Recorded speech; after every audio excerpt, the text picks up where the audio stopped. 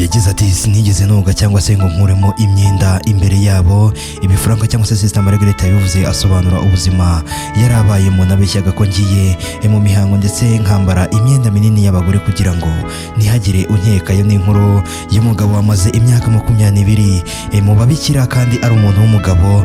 Ushaka kwitayibaza ngo ese ubu nta bakobwa baba baragendemo cyangwa se bakava mu kibikira bitewe no kuba yaragiye akururanamo cyangwa se imibiri ikagenda ikoranaho bikagenda gutyo. Rero reka ngo ikaze maze wumve iyi nkuru itangaje cyane y'umugabo wabashije kumara imyaka 20 yose ari umubikira nta muntu uramuvumbura. Frank cyangwa se Sister Margaret ukomoka muri Repubulika Iharanira Demokarasi ya Dominikani, akaba yaravutse ari umuhungu. Yabayeho ubuzima budasanzwe kandi bwuzuye amayobera, aho yabaye umubikira mu gihe cy'imyaka 20 nta muntu n'umwe ubashije kumenya ukuri k'ubuzima bwe. Uyu yabaye umubikira mu miryango ibiri. Iby'inkuru ye idasanzwe byatangiye akiri muto kandi byaje kuba intandaro y'iyandikwa ry'ibitabo bitandukanye ndetse n'ibiganiro ku maradiyo n'amateleviziyo n'ibitangazamakuru bitandukanye nk'uko tubikesha auditcenter.com. Ku myaka 4 y'amavuko Frank yahuye n'ibibazo bikomeye ubwo umuryango we wakoraga impanuka ikomeye cyane, ari nayo yaje kumutwara ababyeyi ikamusiga ari imfubyi, nta muntu n'umwe afite umwitaho. Sekuru na nyirakuru bari bashaje cyane ndetse banakennye ku buryo batari bafite ubushobozi bwo kumurera. Ibi byatumye Frank ajyanwa mu kigo kirera abana b'imfubyi, aho yakiriwe n'ababikira bo mu muryango w'Abadominikani. Ku myaka ye ya mbere muri icyo kigo, kuko yari umwana ndetse cyane imyanya ye ntangagitsina yari mito cyane itangaragara ku buryo utari kumenya igitsina cye, byari bigoranye cyane. Ibi byatumye arerwa nk'umukobwa, yambikwa nk'abakobwa, yigishwa kwitwara nk'abakobwa ndetse n'imico y'abakobwa. Ku myaka 7 nibwo Frank yavumbuye ko yari umuhungu, ariko ahitamo kubihisha kugira ngo ababikira batamwirukana. Iki gihe kandi Frank yasuzumwe n'umuganga, maze muganga yemeza ko ari umuhungu kandi ko adakwiye guhangayika kuko imyanya ndangagitsina ye izagenda ikura uko azagenda akura. Amubwira ko azagera mu gihe cy'ingimbi cyangwa se muri bya bihe abagezemo cy'ubugimbi ameze nk'abandi.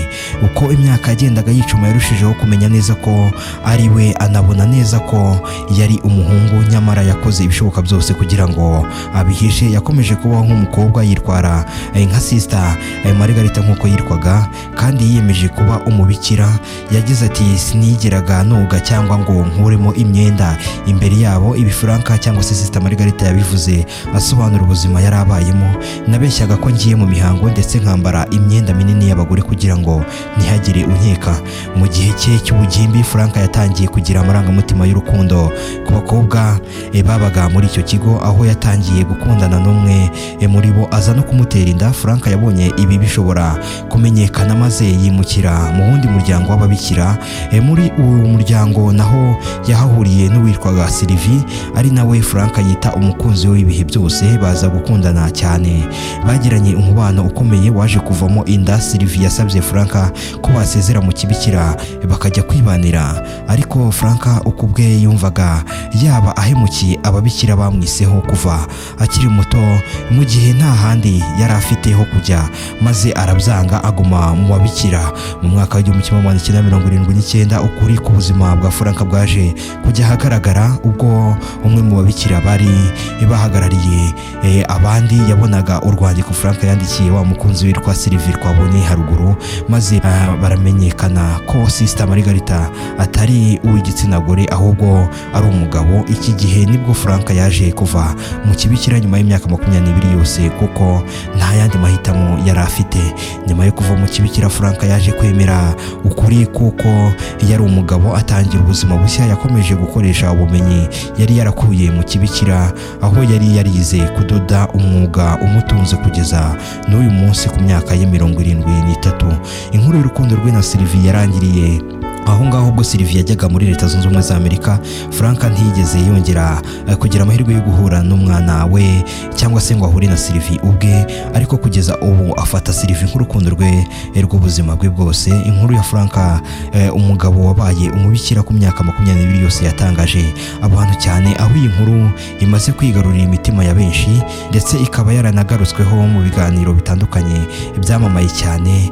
Nawe uyumvishe iyi nkuru ushobora kwibaza uburyo ki umugabo mugabo yagiye akajya mu babikira, akajya yambara imyenda isanzwe nk'iy'ababikira, akitwara nk'ababikira, agasoma misa niba bayisoma nk'ababikira, akararana n'ababikira, akogana n'ababikira, ariko akamara imyaka 20 ari umuntu w'umugabo, agatera inda wa mbere, agatera inda wa kabiri, ariko ntibamuvumbure, ntibanamumenye, ni gutinyira abakobwa.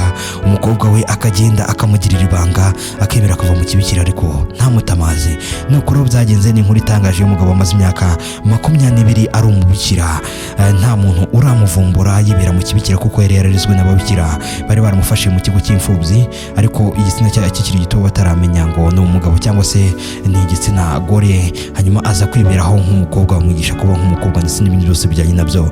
Amara imyaka yose mu kibikira, nibwo nyuma baje kumuvumbura ava mu kibikira. Ubu rero atunzwe n'umwuga w'ubudozi ku myaka ya 73 kuko niwo mwuga yari yarigiye mu kibikira. Naho ni inkuru itangaje cyane. Ese nawe n'ibiki bigutangaje? Mu ushobora kuba nawe utangiye gutiye kuvuga ati ngo harabonjemo nanjye nkabona bameze nk'abagabo basanga ari bo barimo, cyangwa se nawe ugatekereza ibindi. Turere Prince Entertainment turabakunda cyane, cyangwa nta mu biganiro bindi biri imbere.